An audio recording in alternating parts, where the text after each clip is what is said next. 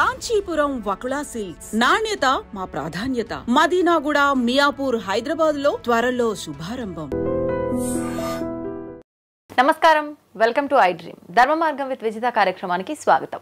ప్రస్తుతం నాతో పాటు ఉన్నారు డాక్టర్ నిర్మలమ్మ గారు లక్కరాజు, సామాజిక ఆధ్యాత్మికవేత్త. అమ్మని పెద్దగా పరిచయం చేయాల్సిన అవసరమే లేదు. అమ్మ గురించి మీకు అందరికీ తెలుసు. మనం ఆల్రెడీ అమ్మతో ఎన్నో ఎపిసోడ్లో మాట్లాడుకోవడం జరిగింది.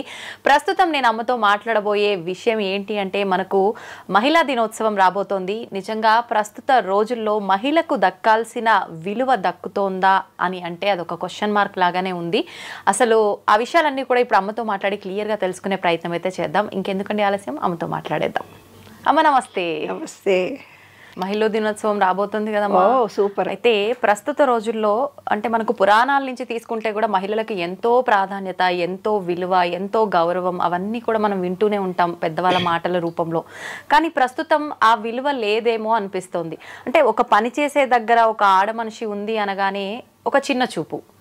పని చేసే దగ్గర ఎందుకమ్మా, మామూలుగా మన ఇంట్లో మనకే ఎంత సంపాదించినా, ఇంట్లో పని బయటి పని ఎన్ని చేసినా కూడా మన ఇంట్లో వాళ్ళ దగ్గరే మనకు విలువ లేని మహిళలు కూడా చాలా మంది ఉన్నారు. అందుకని చెప్పి అసలు ఏంటి ఈ మహిళా దినోత్సవం సందర్భంగా మన విశ్వ నియమాల్లో ఏముంది అసలు మహిళల గురించి ప్రత్యేకించి తెలుసుకోవాలని ఉందమ్మా నాకు. ఈ విశ్వం అనేది పూర్తిగా రెండుగా ఉంది. స్త్రీ పురుషుడు రెండూ కలిసి ఉన్నాయి. కానీ మేల్కు ఈగో ఎక్కువ. పుట్టుకతోటి ఒక గడ్డి ముక్కనట, గడ్డినట, నువ్వు మొగ అనగానే అది గడ్డి నిలబడి ఉంటుందట. స్త్రీ అంటే నేను పడుకొని ఉంటుందట. అది జీన్స్లోనే ఉంది నాన్న. ఇంకొకటి ఏంటంటే, మన హిందూ సంప్రదాయం ప్రకారము ఆడది అంటే అణగదొక్కబడినటువంటి భావనలు. అరే మగపిల్లగాడ నువ్వు కంచమాడబడి చెల్లెలొచ్చి కడుగుతుంది, ఏందే మొగరాయిలాగా బయటకు పోతున్నావు సాయంత్రం 5 నాడు ఇంట్లోకు అంటే, వాడేమో రాత్రి 11కు వచ్చినా ఏమన్నారు. ఈ పిల్లను మాత్రము ఏ స్వతంత్ర భావనతో బతకడము చిన్నప్పటి నుంచి అలవాటు చేస్తారు నాన్న. అలవాటు. ఇప్పుడు భార్యాభర్తలు అప్పటి కాలంలో అంటే ఆడవాళ్ళు బయటికి వెళ్ళేవాళ్ళు గారు. ఇప్పుడు మరి ఉద్యోగాలు చేస్తూ ఆడవాళ్ళు బయట నుంచి వచ్చిన తర్వాత, మొన్న ఒక అమ్మాయికి ఫోన్ చేసింది. She is a doctor.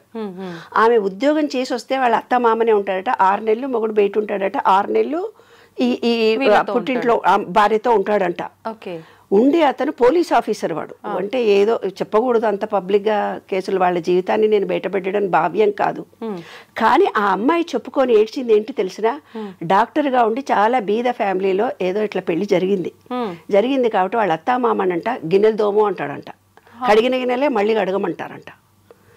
ఆరేసిన బట్టలు మళ్ళీ నీళ్ళల్లో పిండి ఆరే అంటాడంట. ఊడ్చిన ఇల్లును 3 సార్లు ఊడమంటాడట అత్తా మామ ఇద్దరు. సాయంత్రం రాగానే వంట చెయ్యి అంటారంట.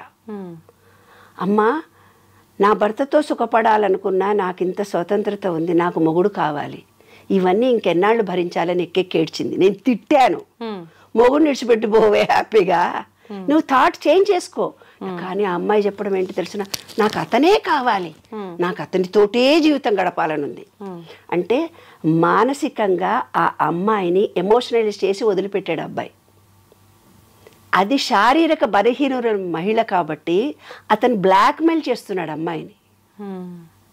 మెంటల్గా ఆ అమ్మాయి వెళ్ళలేదు, ఇక్కడ అతనితోటే ఉండాలని తాపత్రయపడుతుంది. వాళ్ళు ఎన్ని కష్టాలు పడ్డా, డాక్టర్ అయినా ఇంజనీర్, మాకు తెలిసిన డాక్టర్లు ఎంతోమంది సూసైడ్ చేసుకొని చనిపోయారు. ఎందుకంటే మేల్ ఈగోను టాలరేట్ చేయలేక, ఎందుకంటే ఈమె టాలెంట్ను అతను యాక్సెప్ట్ చేయడు కాబట్టి. ఇంకొక కొన్ని కేసులు ఎలా ఉంటాయో తెలుసు నాన్న, శారీరకంగా కొంత ఏజ్ తర్వాత ఇప్పుడున్న సాఫ్ట్వేర్ రంగంలో మొగతనం అనేది ఉండదు. వాడికి పెళ్ళాం కావాలనే కోరికలు చచ్చిపోతున్నాయి, వీర్యకణాలు నశించిపోతున్నాయి మగవాళ్ళకు, ల్యాప్టాప్ల వల్ల, వేడి వల్ల, వాటర్ డెఫిషియన్సీ వల్ల. నేను యూఎస్ వెళ్ళినప్పుడు ఎన్నో కేసులు నాన్న, ఆంటీ నాకు మా ఆయన పక్కకు కూడా రావటం లేదు, చెయ్యి కూడా వేయటం లేదు, కనీసం మాట్లాడుకొని మేము ఎన్నేళ్ళు అవుతుందో మా అమ్మ నాన్న కూడా చెప్పుకోలేని విషయం మీతో చెప్పుకుంటున్నానమ్మా అని. అప్పుడేం చేస్తాడు తెలిసినా, వాడి బలహీనత కోసం దీని మీద డామినేషన్ తిడుతూ ఉంటాడు. ప్రతి విషయానికి తిడుతుంటాడు. నీకు ఈ పని చేయడం రాదంటాడు, ఉద్యోగం చేస్తూ కూడా బయటికి ఎంతసేపు పోయినామంటే ఏదో ఒక రీజన్ పెట్టి హెరాస్ చేస్తూ, అంటే మేల్ ఈగో తనలో ఉన్న న్యూనతాభావాన్ని కప్పిపుచ్చుకోనేటి ఈమె మీద డామినేషన్ చేసి మానసికంగా హింసిస్తున్నారు అమ్మాయిలని. కొంతమంది అమ్మాయిలు నాకు ఫోన్ చేసి, ఆఫీస్లో మా బాస్ మేమేమీ అనలేము, చెయ్యి తగులుతా అంటాడు, కాలు తగులుతా అంటాడు, ఇంకేదో అంటాడు. ఆఫీసులో ఉద్యోగం చేసే ఆడవాళ్ళము ఎంత పోరాటం చేస్తున్నామో తెలుసా అమ్మ, మీతో చెప్పుకుంటాం, ఎవరితో చెప్పుకుంటాము, ఈ లోకం అంటుంది మంచిగా తయారై హ్యాండ్ బ్యాగ్ వేసుకొని పోయింది అనుకుంటారు. కానీ మా గుండెలో బాధ మేము ఎవరికి చెప్పుకోవాలి? 10 రూపాయలు ఖర్చు పెట్టాలంటే మగుడు నీ ఉద్యోగం చేస్తున్నావని ఇష్టం వచ్చినట్టు ఖర్చు పెట్టుకున్నావులే అంటాడు. అవును అమ్మా, ఎంత అయినా సరే అతనికి ఏం పని చేత కాదు, వంట చేయడం చేత కాదు. ఎందుకు మరి 2 ఉద్యోగాలు చేసుకొచ్చుకున్నప్పుడు అయ్యో పాప నా భార్య అలసిపోయిందని ఏ టీవీలో కూడా చూపించరు. ఎందుకే చూపించారు? అదేంటి మొగాడు పని చేస్తున్నాడా? అబ్బాయి నీ ఆయనతో పని ఉద్యోగం చేసే ఆడవాళ్ళు కూడా ఇలాగే అంటున్నారు నాన్న. నాకు విచిత్రంగా అనిపిస్తుంది. మేల్ అయితే ఏముంది, ఫీమేల్ అయితే ఏముంది? గిన్నెలు దోమితే తప్పేమి, ఇల్లు ఉడిస్తే తప్పేంటిది? తన భార్యకు, తన కుటుంబానికి, తన పిల్లలకే కదా చేసేది. మరి ఈమె కూడా ఉద్యోగం చేస్తోంది కదా. ఇల్లు ఉడ్చుకుంటే తప్పేమొచ్చింది? గిన్నెలు తోమితే తప్పేమొచ్చింది? ఇంట్లో ఏ విషయాన్ని స్వీయ నిర్ణయ శక్తి మగవాళ్ళకు లేనే లేదు. మళ్ళీ ప్రతిదీ స్త్రీనే ఆలోచించాలి. కానీ ఈమె చులకన భావానికి లోన్ కావాలి. మాకు తెలిసిన ఒక ఫ్యామిలీలో నాన్న అత్తగారు అందరు వస్తారు, కూర్చుంటారు, ఉయ్యాల వాళ్ళందరూ పెక్కాడుకుంటూ కూర్చుంటారు మంచిగా. ఈమె వంట చేసి చేత కాకుండా అన్నీ చేసి ఉతిరికొస్తే ఏ వంట చేసినావు, ఇందులో పప్పు లేదు, ఉప్పు లేదు. అందరు ఎదుగు కళ్ళ నీళ్ళు పెట్టుకొని ఏడ్చేటట్టుగా. అందరు ఎదురుగా ఏడవదు కదా. మనసులో ఏమనుకుంటుంది, 40-50 ఏళ్ళు కాపురాలు చేసి వియాల ఎదురు కూడా నేను అవమానాల పాలవుతున్నానని ఆమె హృదయం ఎంత బాధపడి ఉండాలి నాన్న. వాస్తవం. కన్నీళ్లతో చెప్పుకోలేని అంశాలు ఇవన్నీ. మన విశ్వ నియమాలతో నేను రీసెర్చ్ చేసి చూసినప్పుడు నాకు అర్థమైంది ఒకటే. ఒక వ్యక్తి దారిలో పోతూ ఉన్నాడంట. పోతూ ఉంటే ఒక డైమండ్ దొరికింది. ఏదో రాయి లాంటిది ఒకటి దొరికింది. దొరికితే అది ఏమిడదో అని చెప్పేసి చెత్తకాయలు అమ్ముకునేవాడు ఉంటాడు కదా, ఆయన దగ్గరికి పోయి ఇదో ఈ రాయి దొరికింది, ఇదేమన్నా తీసుకుంటా ఉంటే 10 రూపాయలు ఇస్తా పో అన్నాడంట. 10 రూపాయలైనా అని వద్దు అనుకొని ఏం చేసిండట, కొంచెం ఎక్కువ ఇస్తే బాగుండు కదా, నాకు ఇవాళ అన్నం గిన్నె వండుకునే పైసలు కావాలనుకొని ఒక కోమటి ఆయనకు అమ్మాడంట. ఆ కోమటి ఆయన దాన్ని తీసుకుపోయి ఒక మార్వాడి షాప్ ఆయనకు చూపించిండట. మార్వాడి షాప్ చూపిస్తే 500 కోట్లో ఎంతనో ఇస్తానన్నాడట. 5 కోట్లో ఏమో ఇస్తానన్నాడు. అబ్బో ఇదేదో బాగానే ఉంది, వీడేదో నన్ను మోసం చేస్తున్నాడని బంగారం షాప్ ఆయన దగ్గరికి, డైమండ్ చేసే ఆయన దగ్గర తీసుకెళ్ళాడట. ఆ డైమండ్ చేసే మార్వాడికి అమ్మాడంట వీడు. మార్వాడి వాడి దగ్గర 5 కోట్లు తీసుకొని వీడు అమ్మేసిన తర్వాత వాడేం చేసిండట, డైమండ్ వాడి దగ్గరికి వెళ్ళాడంట. ఆ రాయిని తీసుకొని డైమండ్ వాడు 500 కోట్లు ఇచ్చాడంట. అంటే మహిళ అనేది కూడా ఒక డైమండ్ లాంటిది నాన్న. ఈ చెత్తబుట్ట లాంటి వాడు సమాజం, అత్తలు, కోడళ్ళు, పక్కన ఉండేవాళ్ళు, ఆఫీసులో ఉండేవాళ్ళు 5 రూపాయల విలువ ఇచ్చే మాట్లాడతారు నాన్న. ఇంకొకడు ఎవరైతే అతను మార్వాడి డైమండ్ని తెలుసుకున్నాడో దానికి ఒక విలువ కట్టినట్టు అమ్మ అని నమస్తే పెట్టి ఒక స్త్రీ అంటే ఎంతో గొప్ప అని తను కూడా శారీరకంగా నాలా అలసిపోతుంది, ఆమెను ప్రేమించాలి, గౌరవించాలి, ఆమెకు నేను సహాయం చేయాలి అని ఆలోచన విధానం పెంచుకోవాలి తల్లి. ఒక సినిమాకి తీసుకెళ్ళి మహిళా దినోత్సవం కాబట్టి నేను ఒక మాట అడుగుతాను నాన్న. నేను ఇలా ఫ్రాంక్గా అడుగుతానని కొంతమంది నన్ను మీటింగ్ కూడా పిలవరు. ఎందుకంటే ఫ్రాంక్గా మగవాళ్ళందరి దగ్గరికి వచ్చి నేను మీటింగ్లో ఒకటి, ఏనాడైనా నీ భార్య ఏం కూర ఇష్టమో మీకు తెలుసా అండి అని అడుగుతా. మేము అడగలేదండి, నాకేం కూర కావాలో చేయమంటాను కానీ ఆమెకి ఏమి ఇష్టమో నాకు. పోనీ మీ పుట్టింటికో అత్తగారింటికో నీకు ఇష్టమైన ప్రదేశానికి నేను తీసుకెళ్తానమ్మా అని మీరు ఎన్నడన్నా పురుషులు ఎవరన్నా స్త్రీని అడిగారండి అంటాను. మేము అడగలేదు, మాకు కావాల్సిన చోటుకే నా పెళ్ళాన్ని పిల్లల్ని తీసుకొని పోతాం. ఇదమ్మా మహిళ అంటే. మనం ఎంతో ఎత్తుకు ఎదిగాము, ప్రపంచాన్ని సాధిస్తున్నాము, కానీ మన విలువ గౌరవము తెలుసుకునే మనుషులు ఈ విశ్వంలో ఉంటారు. అప్పుడే ఈ జనరేషన్లో మార్పులు కలుగుతాయి. నీవు ప్రేమ ఇస్తే ప్రేమ వస్తుంది. నేను ఒక స్టోరీలో కూడా ఇంతకు పూర్వమే వీడియోలో చెప్పాను, తండ్రి ఎలా భార్యను చూసుకుంటాడో వాళ్ళ పిల్లలు కూడా అలాంటి భర్తలే వస్తారు. నువ్వు హెరాస్ చేస్తే హెరాస్ చేస్తారు. నీ పెళ్ళానికి డైవర్స్ ఇచ్చేదాకా నీవు ఇబ్బంది కలిగిస్తే నీ బిడ్డలకు కూడా డైవర్స్ వస్తుంది. కాబట్టి ప్రతి పురుషుడికి ఈ విశ్వ నియమాల్లో మనం ఏమిస్తే చర్య ఈజ్ ఈక్వల్ టు మైనస్ ప్రతిచర్య. అప్పటి కాలంలో చెప్పేవాళ్ళు పూర్వజన్మలో ఎప్పుడో వస్తుందని. పూర్వజన్మలో రాదు, ఇంకోటి రాదు, కంపేర్ చేయకండి, ఈ జన్మ ఈ లోపటినే వస్తుంది. నాకు ఇప్పటికీ అర్థం కాలేదు. పోల్చుటెందుకు? చిన్నప్పటి నుంచి చూస్తున్నా, వాళ్ళని చూసి నేర్చుకో, వీళ్ళని చూసి నేర్చుకో, వీళ్ళలా ఉండు, వాళ్ళలా చదువు, వాళ్ళు అంతెత్తుకు ఎదిగారు, మనం ఎక్కడ ఉన్నాము, వాళ్ళ పిల్లలకు పెళ్ళిళ్ళయ్యాయి, మన పిల్లలకు పెళ్ళెప్పుడు, వాళ్ళ పిల్లలకు పిల్లలు పుట్టారు, మన పిల్లలకు పురుళ్ళు ఎప్పుడు, మన పిల్లలకు యుఎస్ వెళ్ళారు, మన పిల్లలు ఎప్పుడు యుఎస్ వెళ్తారు, వాళ్ళ అమ్మా నాన్న చూడు, వాళ్ళ నాయనమ్మలను చూడు, వాళ్ళు ఎంత సంపాదించారో చూడు, వీళ్ళు ఇల్లు కట్టుకున్నారో చూడు. జీవితం అంతా ఒకళ్ళతో ఒకళ్ళు పోల్చుకోవటమేనా?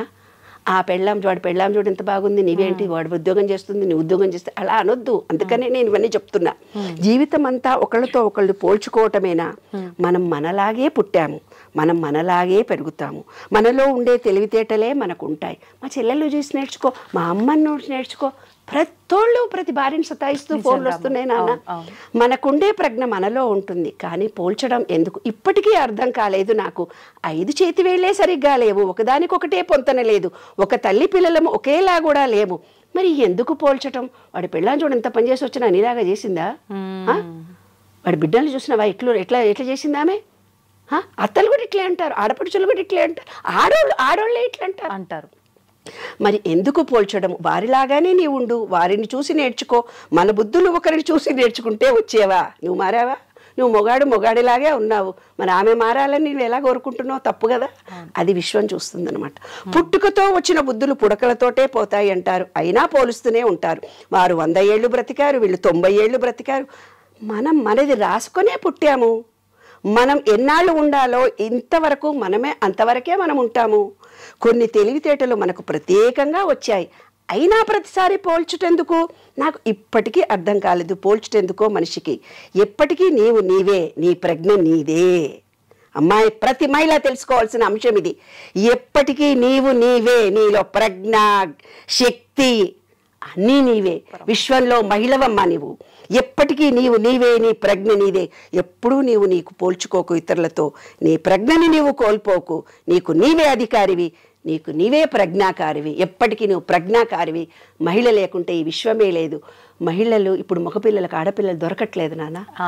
ఆ రోజుల్లో మేము ఆడపిల్లల పట్టుకొని సంబంధాలు కావాలని తండ్రులు తిరిగేవాళ్ళు. వాళ్ళ మగపిల్లలు తిరుగుతున్నారంటే ఎంత హరాష్ చేసి ఉంటారు ఆడపిల్లల్ని. అందుకే ఆడపిల్లల పుట్టుకలు తగ్గిపోయాయి కదా. కాబట్టి ఈ విశ్వంలో ప్రతి పురుషుడు, ప్రతి స్త్రీ తెలుసుకోవాల్సిన అంశం ఏంటంటే, ప్రేమ ఇస్తే ప్రేమ వస్తుంది. భయంతో జీవితం గడపకండి, ప్రేమించండి సంపూర్తిగా. ఆ ప్రేమను మీరు పొందండి. ఎవరిని హరాష్ చేసినా ఈ జీవితంలో ఇప్పుడే మనం అనుభవించాల్సి వస్తుంది. స్త్రీ పురుషులు ఇద్దరూ సమానమే, రాత్రి పగలలాగా, రాగద్వేషాల్లాగా, అన్న తమ్ముల్లాగా. నేను గొప్ప అంటే నేను గొప్ప అంటూ ఏవీ లేవు. ఇద్దరూ సమానంగా ఉద్యోగాలు, ఇద్దరూ బాధ్యతలు పంచుకోండి. నేను మగాడినని కాలు మీద కాలు వేసుకొని టీవీ చూస్తూ, సెల్ ఫోన్ చూస్తూ కూర్చోకు. రోజు గంట సేపు 10 నిమిషాలు భార్యతో పక్కన కూర్చొని మాట్లాడు నాన్న. అంతకంటే ఎక్కువ స్త్రీ కోరుకునేది ఏంటి? మా కాలంలో అనేవాళ్ళు, ఒక పువ్వులు తీసుకొని వచ్చి పెళ్ళానికన్నా ఇవ్వరా అని. అట్లా ఇవో సెల్ ఫోన్ చూడకుండా కూర్చొని భార్య పక్కన కూర్చొని కబుర్లు చెప్పండి. Sharing your ideas. నీవు ప్రేమతో ఆమెతో షేర్ చేసుకోండి. కమ్యూనికేషన్ ఇద్దరికీ పెరుగుతుంది. సంసారం ఆనందంగా సంతోషంగా ఉంటుందమ్మా. ఇదే విశ్వ నియమం. మొన్న ఒక వీడియో చూసామ్మా, మీరు అన్నట్టు కూర్చొని మాట్లాడుకోండి అన్నారు కదా. మాట్లాడుకునే రోజులు తగ్గిపోయి మొబైల్కి అంకితం అయిపోయిన రోజులు ఎక్కువగా ఉన్నాయి కదా. హస్బెండ్ ఫోన్ చూస్తూ కూర్చున్నాడు, వైఫ్ వచ్చి, ఏజ్డ్ వాళ్ళే, వైఫ్ వచ్చి ఏదో మాట్లాడినా కూడా పట్టించుకోకుండా అదే పనిగా ఫోన్ చూసుకుంటూ కూర్చున్నాడు. ఆవిడొచ్చి సైలెంట్గా చేయబట్టుకొని తీసుకెళ్ళి సెల్ ఫోన్కి పసుపు కొమ్ము కట్టిపిస్తుంది ఆయనతోటి. అంటే ఇంకా నీకు పెళ్లి పెళ్ళాం ఎందుకురా, మొబైల్ మంచి పని చేసింది. వాళ్ళ కొడుకు సేమ్ అదే పని చేస్తున్నాడు పక్కన కూర్చొని. వాళ్ళ కోడలు కూడా అత్త చేసిన పని చేయాలా అన్నట్టుగా ఒక చూపు చూస్తుంది అనమాట. అంటే మీరు చెప్పినట్టుగా నిజంగా మాట్లాడుకునే రోజులు పోయి మొబైల్కి ఒకటి అంకితం అనే కాదు, టైం ఉన్నా కూడా మొబైల్ చూడకపోయినా ఏం చూడకపోయినా కూడా ఒకరితో ఒకరు మాట్లాడుకునే ఈ సంబంధం అనేది చాలా తక్కువైపోయిందమ్మా నిజంగా. ఈ మనసులో ఒక స్త్రీ కోరుకునేది ఏంటి తెలిసిన, మనసులో తన కొంత ఫీలింగ్ కలుగుతుంది. ఆ ఫీలింగ్ను షేర్ చేసుకోవాలి. అప్పుడే మహిళ ఆరోగ్యంగా ఉంటుంది, ఆనందంగా ఉంటుంది, సంతోషంగా ఉంటుంది. పురుషుడు ఎప్పుడైతే ఆ స్త్రీతో మాట్లాడాడో, ఇంట్లో వచ్చే చాకలోళ్ళకి చెప్పుకుంటారు తెలుసా, ఇంట్లో వచ్చే పని మనుషులకు చెప్పుకుంటారు తెప్పున. అందుకే ఇల్లీగల్ కాంటాక్ట్స్, ఎవరైనా పురుషుడు హ్యాపీగా అనగానే వాళ్ళకు లొంగిపోయి ఇల్లీగల్ జరుగుతున్నాయి కూడా ఇందువల్లనే జరుగుతున్నాయి. తన భర్త ఏదైతే తన భార్యను ఓపెన్గా కమ్యూనికేట్ చేయలేకపోతున్నాడో, కమ్యూనికేషన్తో తన బాధను తెలుసుకొని, ఏముంది నాన్న సరదాగా అలసిపోయావా అంటే చాలా, ఒక మాట కరిగిపోతుందే మహిళ, ఎంత బాగా వండావే, ఏంటి ఇందులో ఉప్పు వేయలేదు అనగానే కోపం వస్తుంది. అరే ఎంతో కష్టపడి చేసావు కదా అని తను ఉప్పు వేసి వేసుకోవాలి. ఆమె తింటప్పుడు అనాలి, ఏంటండి ఇందులో ఉప్పు లేదు, మీరు నన్ను అడగలేదు అంటే. ఆ ప్రేమ అమోఘంగా ఉంటుంది. అసలు అది దాంపత్యం అంటే అదమ్మా దాంపత్యం. మాట్లాడకపోతే చాలు. ఎస్, విమర్శించి మాట్లాడినప్పుడు హృదయం దెబ్బతింటుందమ్మా మహిళకి. ఆ కన్నీళ్లు వంశం పురుషులకు తగులుతుంది తల్లి. ఏ పురుషుడైనా 7 తరాలు వాళ్ళ పిల్లలు మనమలు ఆడతరం ఏదైతే సుఖపడటం లేదో ఇవాళ, అవన్నిటికీ కారణం ఒక మహిళకు కన్నీళ్లతో బాధ పెట్టడం, మనసును కష్టపెట్టడం, శారీరకంగా హింసించడం. ఏమ్మా, శరీరము మనసు మాటతో ఇబ్బంది కలిగిస్తే శరీరంతో చేసిన పాపం శరీరము, మాటతో చేసిన పాపం మాట. అవును, అనుభవించాల్సిందే. ఈ విశ్వ నియమాల్లో ఒకటి నాన్న. ఎన్నో చూస్తున్నాం అమ్మ ఈ రోజుల్లో. ఏ పని చేయకుండా కాళ్ళు చేతులు అన్నీ కరెక్ట్గా ఉండి ఇంట్లో ఉండి భార్య సంపాదించుకొస్తే తిని కూర్చుంటూ కూడా భార్యని కొట్టి ఇబ్బంది పెట్టే మగవాళ్ళు కూడా చాలా మంది ఉన్నారంటే మహిళల పరిస్థితి అసలు ఏంటి అని నాకు కొత్తగా అమ్మాయి వచ్చింది, పనమ్మాయి వచ్చింది. పనమ్మాయి వస్తే చాలా చిన్నగా ఉంది అమ్మాయి. ఏంటే ఎంతమంది పిల్లలు అన్నా, 5 అమ్మా అంది. రియల్లీ నేను ఆశ్చర్యపోయినా. ఏంటే మరి 5 పిల్లలు, మీ ఆయన నువ్వు ఏం చేస్తాడే మీ ఆయన అంటే, ఏం పని చేయడమ్మా, తాగి కూర్చుంటాడు చెట్ల కింద. మరి 5 పిల్లల్ని నీవు ఎలా తప్పదు కదమ్మా, యేసు ప్రభువు నాకు ఇచ్చాడు, నేను ఆ ప్రభువు ఇచ్చిన జ్ఞానాన్ని నేనే భరిస్తున్నాను అంటోంది. చూసావా నాన్న, ఆ మొగుడు ఏం చేశాడంటే నాకు దారిలో కనిపించి నేను ఏదో బ్యాగులు మోసుకొని పోతుంటే, బాబు వస్తావా నువ్వు తీసుకొని మా ఇంటి దాకా అని అన్నాను. ఎవరో అతను తెలియదు నాకు, తెలియక ఆ బ్యాగులు ఇచ్చాను. అతను మోసుకొని వస్తూ కొంచెం దూరం పోయి కింద పెడుతున్నాడు, కింద పెట్టి మళ్ళీ ఎత్తుకుంటున్నాడు ఆ బ్యాగులను. అదే ఆ అమ్మాయి 5 ఇళ్లలో ఇంట్లో పనిచేసి వచ్చి ఎంత పని చేస్తోంది. ఈ విధవ తాగి తన శరీరాన్ని పాడు చేసుకొని 2 బ్యాగులు కూడా అక్కడి నుంచి ఇక్కడ దాకా ఎక్కువ దూరం కూడా కాదు, కొంచెం దూరం వచ్చి కింద పెట్టాడు. నా చేతులు లాగుతున్నాయా, సారీ బెటా అన్నాను నేను. అంటే అవునమ్మా అంటున్నాడు. అంటే గుండ్రాయి ఏమన్నా మా భర్త అని చెప్పినాక, అదేంటే గుండ్రాయిలా బాగానే ఉన్నాడు కదే, బ్యాగులు కూడా మైలేవు, అంతే అమ్మ తాగి చచ్చిపోతున్నాడు అని చెప్తా. అట్లా ఊర్లలో కూడా నాన్న సంసారాలు విచ్ఛిన్నం కావడానికి ఈ డ్రింక్సే కారణం.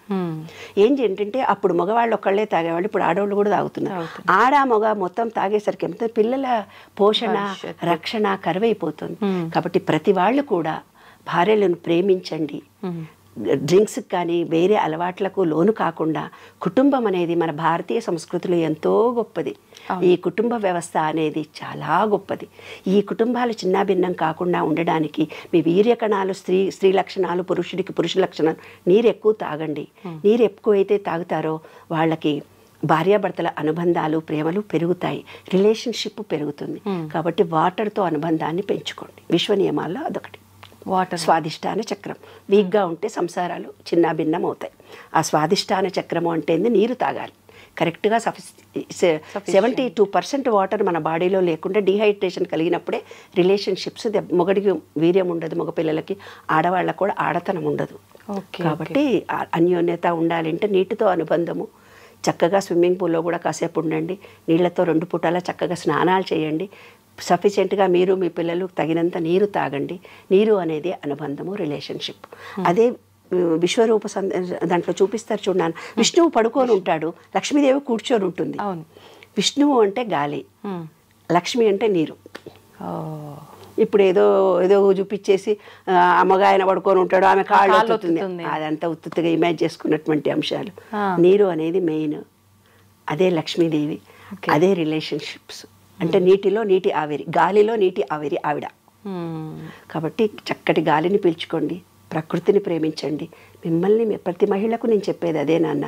మన శరీరంలో 36,000 కండరాలు నరాలు. మీరు ఒక థాట్ ఫీలింగ్ రిలీజ్ చేయగానే అవి చాలా బాధపడతాయి. వాటన్నిటిని కూడా ప్రేమించాలి. కాబట్టి మన కండరాలను నరాలను ప్రేమించుకోండి. తప్పనిసరిగా బ్లడ్ టెస్టులు చేయించుకోండి. కావినంత సూర్యరశ్మి కిరణాలు తగిలేటట్టుగా ఉండండి. భూమిలో చెప్పులు లేకుండా భూమిలో ఉండండి.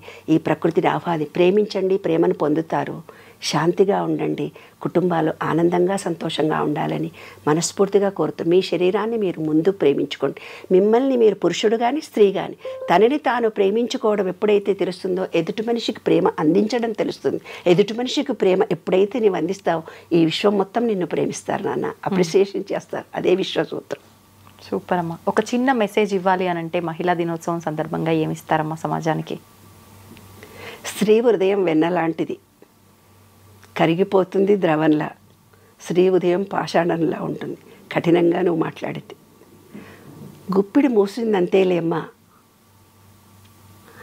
ఆ సముద్రం అక్కడ ఒక మహిళ హృదయము గుండె బద్దలైంది, అక్కడ సునామీ వచ్చింది అని రాశారు. ఈ విశ్వంలో ఒక్క మహిళలు బాధపడుతూ ఉంటే అక్కడ సునామీలు వస్తాయంట. అంత గొప్ప శక్తిమంతురాలమ్మా మహిళ అంటే. అమ్మవారి స్వరూపం మహిళ. స్త్రీలను గౌరవించాలి, ప్రేమించాలి. ఆడపిల్లలే మహాలక్ష్మీ దేవులు. పాజిటివ్ ఎనర్జీ తల్లి. మగవాడంటే నెగటివ్నే, స్త్రీనే పాజిటివ్. కాబట్టి ప్రతి స్త్రీ ఆనందంగా సంతోషంగా ఉండాలి ఎప్పుడు. నిజంగా చాలా మంచి మాట చెప్పారమ్మా. కానీ ప్రస్తుతం ఆడపిల్ల లేనిది, అసలు ఆడ మనిషి లేనిదే అసలు ఈ సృష్టే లేదు.